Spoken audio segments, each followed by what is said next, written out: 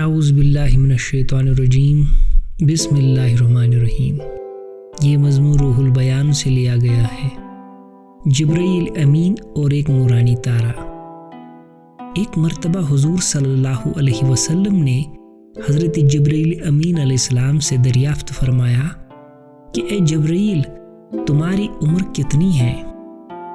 تو جبرائیل نے عرض کیا، حضور مجھے کچھ خبر نہیں، ہاں اتنا جانتا ہوں کہ چوتھے حجاب میں ایک نورانی تارا 70,000 برس کے بعد چمکتا تھا۔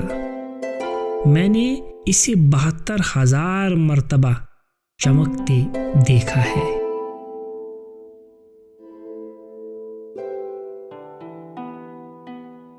حضور علیہ السلام نے سن کر فرمایا، میرے رب کی عزت کی قسم، میرے رب کی عزت کی قسم، میں ہی وہ نورانی تارا ہوں۔